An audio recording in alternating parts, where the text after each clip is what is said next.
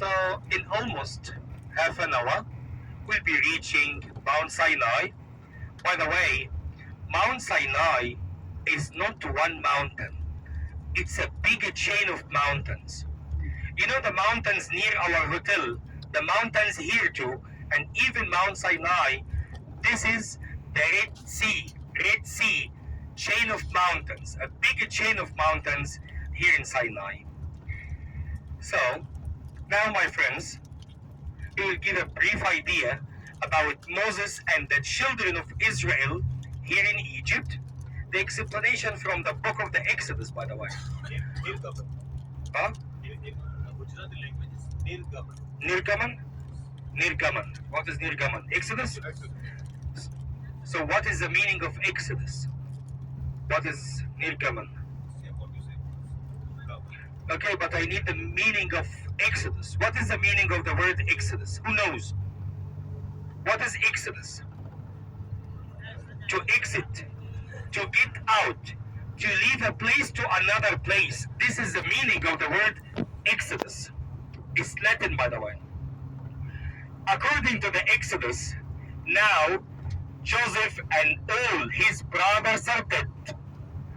Almost 400 years passed here in Egypt, and the new king or Pharaoh came on power, to whom Joseph meant nothing.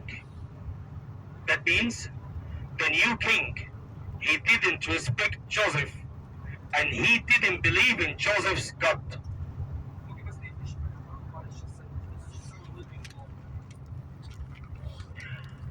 That king said to his people, "Look, the children of Israel are so many. If we have to fight, they might join our enemies against us.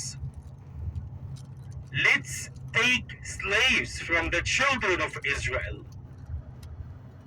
At that time, and according to the Exodus, the population of the Israelites in Egypt was over 600,000 men.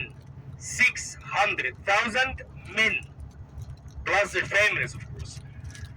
From the historical point of view, ancient Egypt maximum population was 5 millions. So the maximum population for ancient Egypt was 5 millions. So when we talk about 600,000 men plus their families, that was also a big population for the Israelites in Egypt. So because of what the king or the Pharaoh said, hundreds of thousands of the Israelites, they were forced to make the mud bricks out of mud and straw. What do you call the mud bricks? Eat. Eat Gas and and to prepare bricks with heat. Parar. પરાળ અને પેલા માટીથી ઈંટો બનાવવા માટે કામ એમને આપવામાં આવ્યું. in ancient Egypt, they used the mud bricks to construct the royal palaces of the kings, the palaces of the royal family, the members of the royal family, maybe the high priest, prime minister, ministers, and the houses of the people too. They were made out of the mud bricks. Then the Pharaoh or the king said to the Hebrew midwives, while helping the Hebrew ladies in delivery, kill the baby boys of the Hebrews and let the girls live. But the Hebrew midwives, they really feared the Lord. They didn't listen to the Pharaoh. So he was quite angry and upset. And he asked, "Why didn't you kill the baby boys of the Hebrews as I ordered?" One of them answered, "Hebrew ladies are stronger or tougher than Egyptians. They deliver their babies before we reach their houses, so we don't get the chance to kill their baby boys." So because of that, the Lord rewarded the Hebrew midwives by giving them families from their own. This is the same expression in the Exodus. Then the king or the Pharaoh said to his soldiers, "Throw the baby boys of the Hebrews into the Nile and let the girls live." At that time, my friends, Moses was born. Moses, he descended from one of the Hebrew tribes in Egypt. We call it the Levi. Levi, one of the brothers of Joseph. So Moses descended from this tribe. His mother, she could hide him for only 3 months. Then the baby Moses, he started to shout and cry. She was so scared. Put him in a papyrus. You call it papyrus. Basket. You know the papyrus, of course. The plant from which they made the papers and the baskets. She put him in a papyrus basket and she threw him into the Nile, my friends. The Nile took the baby Moses, or the basket of the baby Moses, near the palace of the Pharaoh or the king. He was found by one of the female members of the royal family, and he was given to the princess of Egypt. His sister Miriam, she was watching from the marshes of the Nile. Once the princess of Egypt, the daughter of the Pharaoh, saw the face of the baby Moses, she decided to adopt him. But the baby Moses, he was hungry, crying, but he didn't accept the Egyptian nurses. So his sister Miriam, she walked to the princess of Egypt and she said to her, I know a Hebrew nurse, she can look after the baby. So Moses, my friends, the baby Moses was given back to his mother to look after him. Years passed, and now Moses is a young man. One day, Moses was walking on the street when he saw one of the Egyptians while beating one of the Hebrews in front of his family. According to the Exodus, Moses, he followed the Egyptian to a remote place, desert, and he killed the Egyptian for what he did to the Hebrew. On the second day, Moses again was walking on the street when he saw 2 Hebrews fighting. When Moses tried to stop them, one of them said to him, Moses, you are not a judge. You want to kill me like the Egyptian you killed yesterday. So Moses was scared. If the Pharaoh knew about his murder to the Egyptian, he would kill him. That's why Moses had to run from Egypt across the desert of Shur. This is the eastern desert of Egypt today.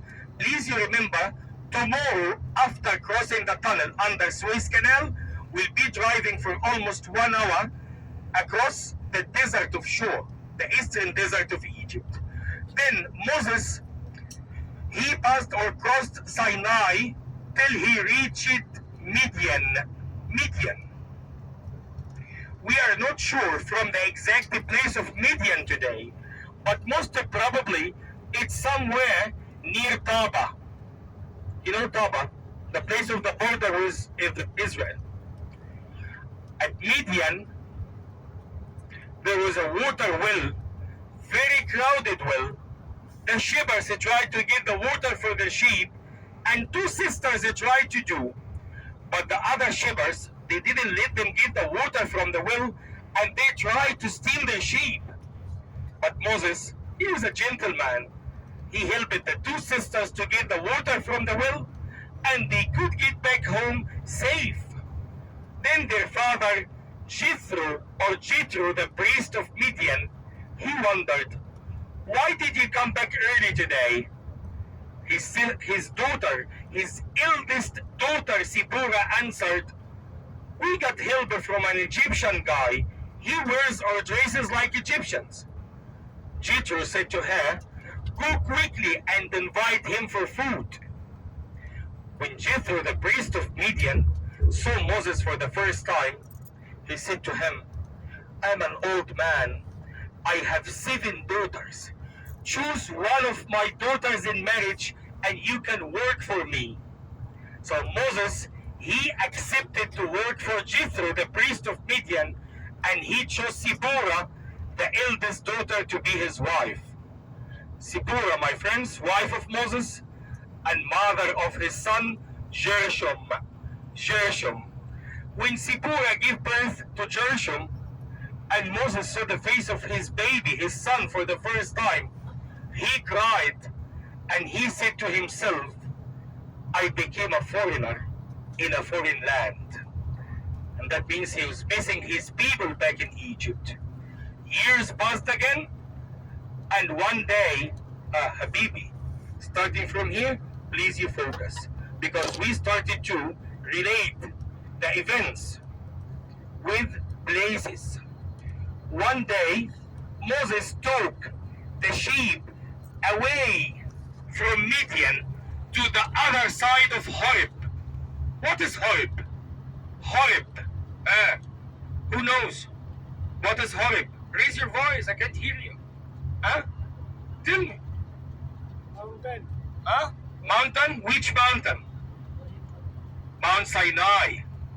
The name of Mount Sinai in the Exodus is Horeb. And by the way, Horeb or Mount Sinai was such a secret and holy place for the people even before Moses and the Israelites. So Moses, my friends, he came to the foot of Mount Sinai and he stopped in front of one of the wells to get the water for the sheep. We are going to see that well inside the monastery. We call it the well of Moses or Moses well, still having water, by the way. So in front of the well, Moses was standing when he saw one of the bushes while having the fire or the flame, but it didn't burn. When Moses got closer from the bush, the Lord spoke to him from the bush. Moses, take off your sandals, you are in a holy ground. The Lord said. Moses was scared. He asked, who are you? I can't see you. The Lord answered, I'm your Lord, Moses, the Lord of Abraham, Isaac, and Jacob. So Moses, he covered his eyes and he couldn't look to the bush anymore. Then the Lord said to Moses, I heard the cry of the children of Israel in Egypt. Now I consider them my people. Moses, get back to Egypt and lead the Israelites out of Egypt to the land of Canaan, the land of honey and milk. Moses said to the Lord, my dear Lord, who am I to tell the Israelites to go? Nobody will listen to me. Then the Lord asked Moses, what is that in your hand, Moses? Moses was having what in his hand? Stick. Stick. Thank you, a walking stick. Then the Lord ordered Moses to throw it on the ground, and the stick turned it into a big snake. That was the first sign from the Lord to the Israelites to follow Moses. There is another sign when the Lord ordered Moses to take his hand out of his pocket or cloak, and the hand was white like the snow. This is the second sign. Then the Lord said to him, if they don't believe you after these two signs, take a handful of the water of the Nile, throw it on the ground, it will turn into blood, so they will follow you. Then again Moses said to the Lord, my dear Lord, I have a weak tongue. I can't talk to the Pharaoh by myself, and he wants to kill me because of the Egyptian whom I killed. The Lord said to Moses, what about your brother Aaron? Aaron or Aaron, in Arabic we call him Harun. He's coming on the way to see you. Take Aaron with you to the king and tell him that the Lord of the Israelites ordered them to go. As the Lord said, on the way back, Moses met his brother Aaron. The Israelites, my friends, considered Moses as a hero, the one who came to finish their slavery life. But the problem was the Pharaoh. He didn't listen to Moses or Aaron. He even made fun of them in front of his people. And he doubled the work. As a punishment, he ordered them to make the mud bricks without using the straw, which is almost impossible. They used a straw to keep the brick as one unit. Anyway, the Lord started his punishment to Egypt. We call it the 10 plagues. In the beginning, the water of the Nile turned it into blood. They couldn't drink from the river. All the fishes and the aquatic life died. Then flies in everywhere. Millions of flies in everywhere. Then the hair lice. You know the hair lice, like insects. Huh? Then thousands of frogs in everywhere. Even in the Pharaoh's kitchen or bedroom. Frogs everywhere. Number 5, a disease on the farming animals. So every time the Lord sent a punishment, Moses or Aaron went to the king, but he didn't listen. He didn't let the Israelites go. So the Lord continued his punishment. Number 6, incurable boils. You know the boils, huh? Comes to the skin. 7, hail and thunder from the sky. Then number 8, the locustus. You know the locustus? Locustus is a fly like the dragonfly. Damage the people crops. Tilt. Tida. So number 8 was Tida. Number 9, darkness in everywhere. And finally, number 10, the death of the first boy. When the first son of the Pharaoh died, he let Moses and the Israelites go. It was a great scene. Over 600,000 men with their families, their sheep and cattle, leaving Egypt at the same time. Try to imagine it, Habibi. Moses, Aaron, and Joshua, they were leading the way in front of them. Let's explain on the map.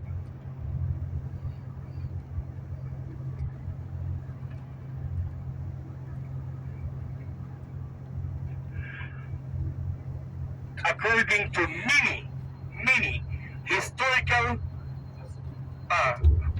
proofs or stories, we believe the land of Goshen was here, from where they started. ગોશન એટલે એ લોકો જ્યાં રહેતા હતા, ગોશન જે છે એ લોકો જ્યાં રહેતા હતા એને ગોશન કહેવાતું. In the Egyptian delta, so they had to walk across the eastern desert of Egypt shore till they reached the Red Sea. At that time, this place used to have huge lakes. A part of the Red Sea, we call it the Salty Lakes, still existed, by the way. That was a part of the Red Sea in the ancient times. Once they reached the Red Sea, thank you. Once they reached the Red Sea, the Pharaoh or the king changed his mind. He sent 600 military chariots. What do you call it? Rat. To bring the Israelites back. Once the Israelites saw the soldiers of the Pharaoh, many of them they blamed Moses. Moses, we shouldn't listen to you. Now they will kill us. We would prefer to die in the slavery life. But Moses, my friends, he didn't listen to any of them. He raised his hands to the sky and he cried to the Lord. So the Lord sent a very strong wind to the Red Sea. The Red Sea was parted or divided. They could cross it to Sinai. When the Pharaoh's soldiers or army tried to follow them, the wind stopped and the Red Sea drowned the soldiers of the Pharaoh. By the way, we don't know the exact place from where the Israelites crossed the Red Sea, but together we will find the answer of this question. Because according to the Exodus, after crossing the Red Sea, they walked for 3 days till they reached the first stop, Mara. Mara. What is the meaning of Mara? I'm sorry, Mati. Mara is bitter, salt. Mara had 12 wells, very close from the Red Sea. All of them had the salty water. they were thirsty and they couldn't drink from the wells of Mara. So again, Moses, he cried to the Lord, and the Lord guided him to one of the trees of Mara. When Moses cut the branches of the tree, threw it into the wells, the water turned it into sweet water and they could drink it. So let me show the place of Mara today on the map.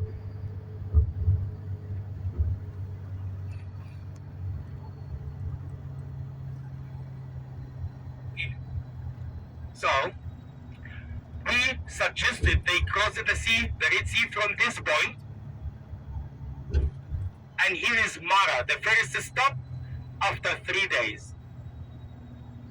By the way, tomorrow on the way to Cairo, maybe if it's before not dark or before sunset, we'll be able to click the place of Mara. Yani. Mara is today a place 20 minutes before the tunnel under Suez Canal. એટલે જે આપણે red C cross કર્યા પછી 3 દિવસ પછી રોકાયા જે મારાના જે પાણી મીઠા કર્યા હતા જે એ જો કાલે જો અંધારું નહીં થઈ જાય તો આપણે મારાના કુવા પર જઈશું પણ જગ્યા તમને અમે બતાવીશું બસમાંથી બી પણ જો અંધારું હશે તો નહીં ઉતરીએ અંધારું નહીં હોય તો આપણે ત્યાં જઈશું ત્યાંથી એક ક્રોસ કરી પહેલું જે આપણે સ્ટોપ લીધું અને જે કડવા પાણી કે ખારા પાણી મીઠા કર્યા હતા એ જગ્યા મારાના કુવો.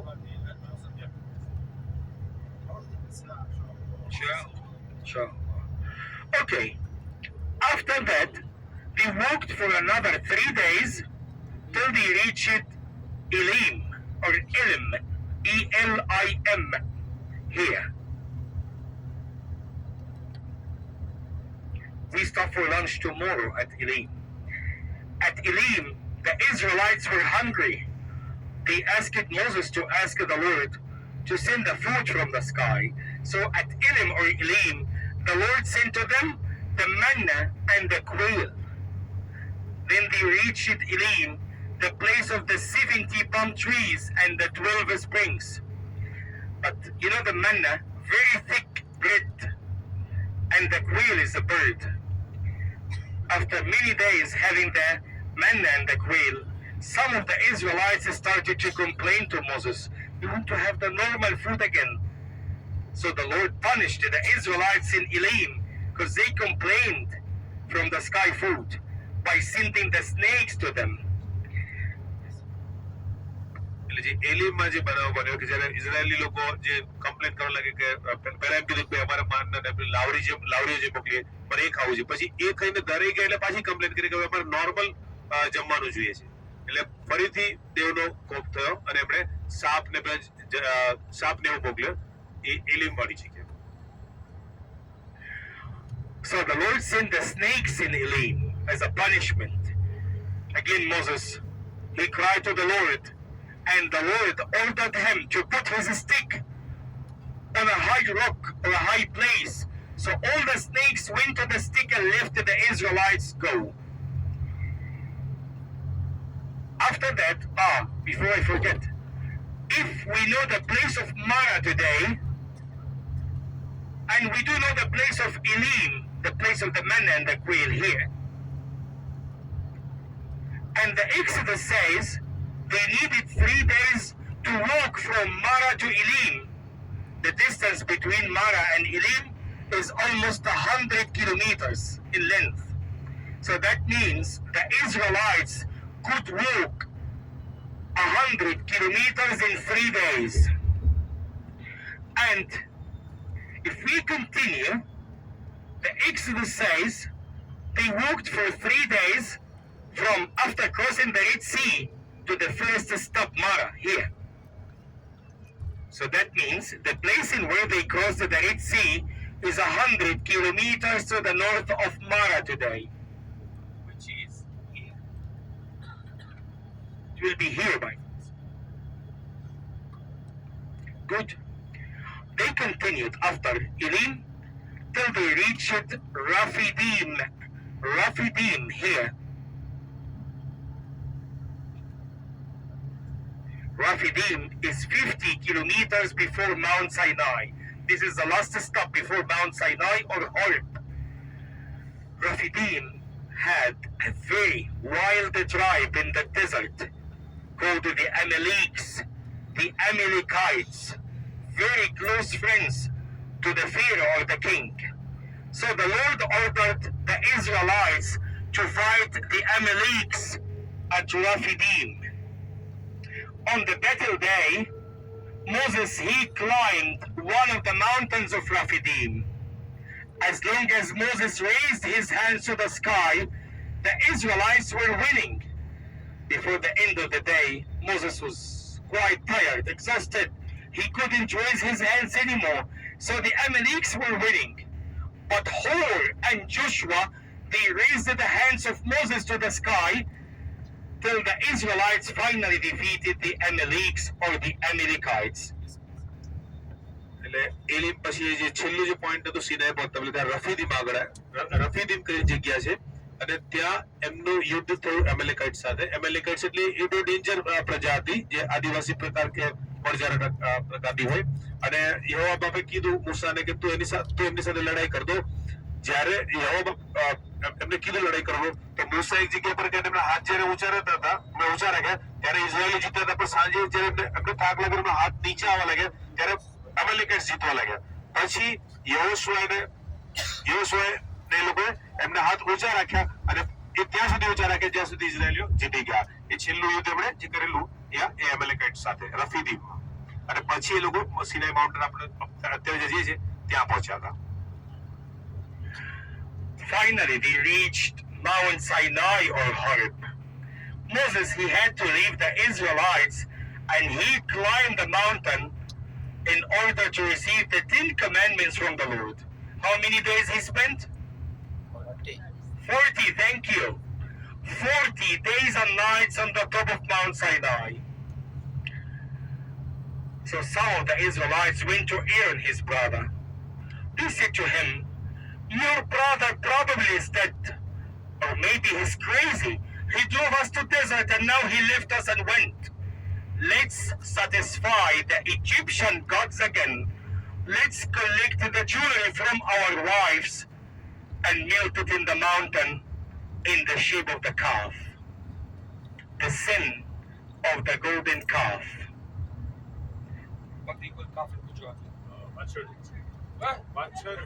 What shall do? What shall do? The golden what shall do? Yes.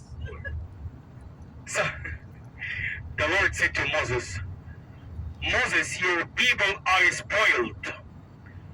They forgot about me, and now they worship a statue of a golden calf. Moses, my friends, he came back quickly from Mount Sinai. He was quite angry and upset. He even broke the tablets of the 10 commandments on the ground.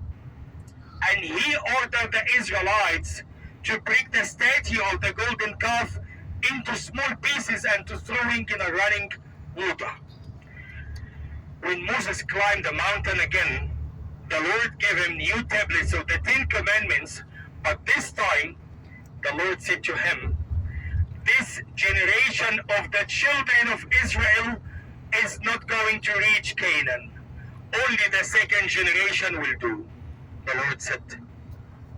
Because of that, the Israelites, my friends, they were lost in the desert of sin, Sinai. So the name of Sinai in Latin and also in Arabic, Sina, came from the word sin, the desert of sin.